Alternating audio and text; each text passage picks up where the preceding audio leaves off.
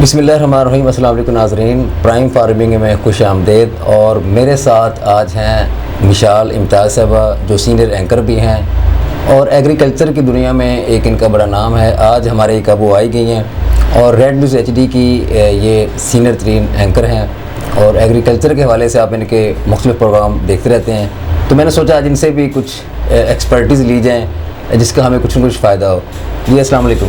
वालेकुम अस्सलाम। जी जावेद साहब, अल्लाह का शुक्र। आप बताएं, आप कैसे हैं? ठीक ठाक। आपने बड़े प्रोग्राम किए माशाल्लाह जी, और बिलखसूस आपने गैर वैती फसलों के ऊपर जी बिल्कुल तो खासा काम किया। जी कल मैंने एक आपका प्रोग्राम देखा और वो बड़ा ज़बरदस्त प्रोग्राम था, मुझे बड़ा पसंद आया। बल्कि मैंने अपने कुछ ज़ाती सर्कल के अंदर भी लोगों को शेयर किया।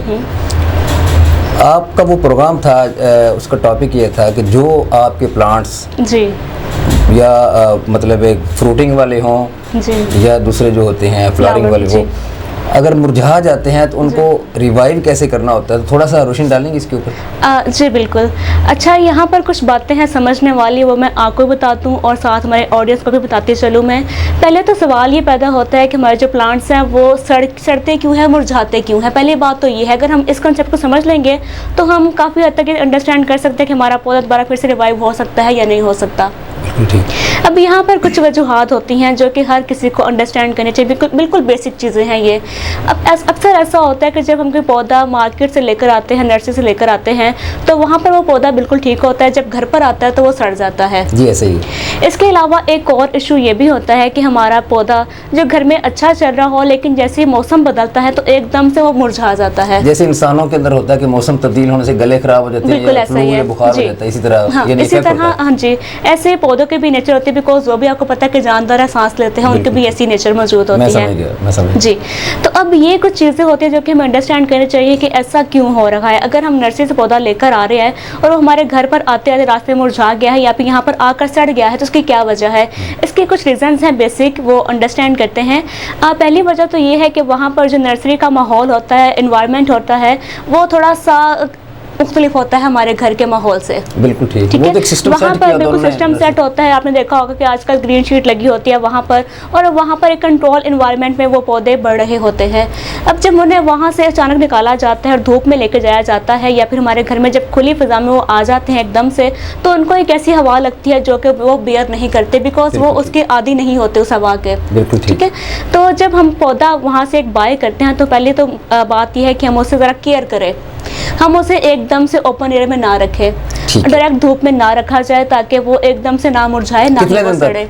कम से कम 1 वीक तक आपने इसको अपना इंडोर रखना चाहिए, ताकि आपके घर का जो माहौल है वो वही माहौल होता है जो कि नर्सरी का होता है। जी, साए में रखें ताकि वो एडजस्ट करना सीख जाए वहाँ पर। उसके बाद आप थोड़ी थोड़ी धूप उसको लगवाना शुरू करें ताकि आपका पौधा इसका यूज टू होना शुरू हो जाए धूप का। ठीक है। आपने एकदम से पौधा कभी भी धूप में नहीं रखना होता है, इसका पौधा मुरझा जाता है। इसके अलावा एक जो सबसे बड़ी वजह होती है वो है पानी की ज़्यादती और कमी। ये दोनों ही चीज़ें हमारे पौधों को सड़ने की, उनको मार देने की वजह बनती हैं। अब यहाँ पर क्या हमारा कॉन्सेप्ट है कि पौधा खुश्क हुआ है, कोई भी आता जाता पानी दिया जा रहा है, भर भर के पानी दे रहे हैं, हम ये सोच रहे हैं कि पानी भर भर कर दिया है, पौधा है वो नम है, मिट्टी नम है, इसका मतलब है कि पौधा बहुत अच्छे से बढ़ा है। हालांकि ये कॉन्सेप्ट इंतहाई गलत है। अगर हम अपने पौधे को बेतहाशा पानी दिए चले जाएंगे तो पौधा इससे सड़ जाएगा। पौधे को फंगस लगता है, इन्फेक्शन होता है, फंगस लगती है, जिससे पौधा जो है उसके जो रूट्स है वो इफेक्ट हो जाती है ज़्यादा पानी देने से। और अगर पानी हम देंगे ही नहीं, हफ्ते बाद पानी दिया जा रहा है, तो उसमें क्या होगा, पौधे की जो एक खुराक है, पानी की खुराक होती है उसकी, इसके बाद हवा है और साथ रोशनी है, अगर हम उसकी ये डाइट पूरी नहीं करेंगे तो फिर ऑब्वियसली वो पौधा तो मुरझाएगा ही। तो इसका ना एक तरीका होता है, जब हमें मिट्टी चेक करनी होती है कि पानी देना है कि नहीं देना। जब आपको लगे कि पानी देने की ज़रूरत है या नहीं, तो उसका आपने एक अमल है, बहुत ही सिंपल सा है।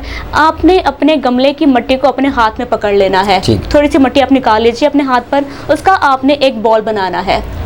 अगर आप देखते हैं कि वो बॉल अच्छे से बॉल ही बना है, बॉल की शक्ल तैयार कर चुका है, वो सेट हो चुका है आपकी हथेली पर, इसका मतलब है कि पानी नहीं देना आपने।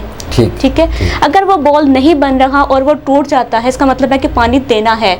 मिट्टी में अब जो नमी का तनासुब है वो कम हो चुका है, इसका मतलब है कि अब पानी देना है हमने। और पानी कभी भी भरकर नहीं दिया जाता, पानी को आपने एक खास मिकदार में देना है, यानी कि सिर्फ आपकी जो ऊपर वाली सतह है वो नम हो।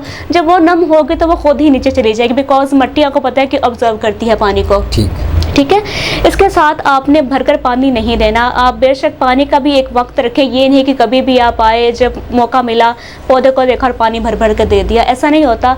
आप सुबह के टाइम दे दीजिए या फिर आप रात के टाइम, शाम के टाइम दीजिए, हाँ, ताकि आपका जो एक वक्त है, यानी कि अगर हमें सुबह को दिया है और अगली सुबह को देंगे तो हमारे एक आवर्स यहाँ पे सेलेक्ट हो जाएंगे, यानी कि 24 घंटे का वक्फा डाल दिया मैंने या 12 घंटे का वक्फा डाला, ताकि हमारा ये सीक्वेंस चलता रहे। हमने इसको ब्रेक नहीं करना होता। ऐसा नहीं कि सुबह को दिया था दोपहर को फिर दे दिया, दोपहर को दिया तो शाम को फिर से दे दिया और अगले दिन फिर ऐसे रिपीट किया। तो ऐसे हम जो आर्ट सेलेक्ट करते हैं वो हम इसे सीक्वेंस के साथ नहीं चल पाते। ठीक, तो यहाँ पर जरा कुछ चीज़ों को अंडरस्टैंड करना होता है जी। अच्छा, आपने गैर रवायती फसलों के ऊपर बड़ा काम किया और हम भी चाह रहे हैं कि प्राइम फार्मिंग के प्लेटफॉर्म से एक पूरी कैंपेन चलाई जाए कि लोग घरों में ज़्यादा नहीं तो कम से कम 2-2 पौधे जो है ना वो संदल के लाजमी लगाएं। बिल्कुल, ये आपने बहुत अच्छा क्वेश्चन यहाँ पर रेस किया है। एक्चुअली मैंने बहुत काम किया और मैंने हमेशा ऐसी चीज़ें फोकस किया है कि जो हमारी गैर रवायती फसलें हम उनको यहाँ पर प्रमोट कर सकें। बिकॉज जो गंदम है, कपास है, गन्ना है, ये तो हम शुरू सालों से करते आ रहे हैं कई सालों और हमें इसमें कोई इतना खास फ़ायदा भी नहीं। अगर इसमें फ़ायदा होता तो हमारी जो मुल्क की इकॉनमी है वो काफ़ी हाई हो चुकी होती।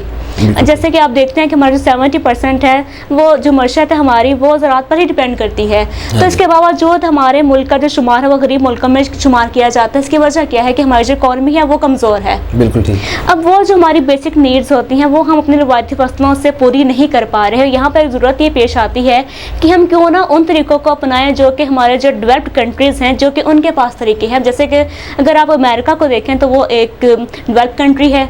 इस तरह की बहुत सी और कंट्रीज़ हैं जो कि डेवलप्ड हैं और उनकी जो सबसे बड़ी वजह है वो उनकी मईशत है। और मईशत कैसे स्ट्रॉन्ग करते हैं? वो ज़राअत से स्ट्रॉन्ग करते हैं। और अगर हमारी ज़राअत ही वीक होगी तो हम इस पर फोकस नहीं कर पाते, फिर हमारी जो मईशत है वो कमज़ोर ही रहती है।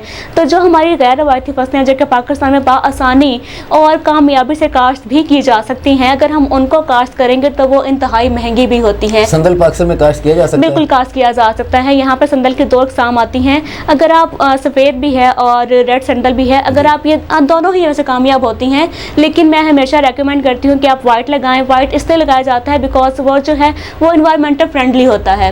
अगर रेड की बात की जाए तो उसको थोड़ा हमने ख़ास टेम्परेचर देना होता है, उसको केयर भी ख़ास होती है। लेकिन जो वाइट है वो आप हर किस्म के माहौल में लगा सकते हैं और इन दोनों में कोई ख़ास फ़र्क नहीं होता, सिर्फ इनकी नेचर का फ़र्क होता है।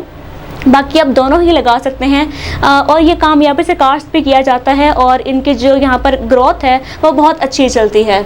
अच्छा, काजू पिस्ता के बारे में मुख्तसर सा बताइएगा कि क्या पाकिस्तान में काश्त हो सकता है? जी बिल्कुल, ये बड़ी ही कामयाबी से काश्त किया जाता है और हमने खुद यहाँ पर जो प्रैक्टिकल किया है, काजू के सीड्स लगाए हैं और पिस्ते के प्लांट्स यहाँ पर मंगवाए गए और हमने खुद उनको पहले ऑब्जर्व किया कि आया कि यहाँ पर चलते भी हैं कि नहीं चलते।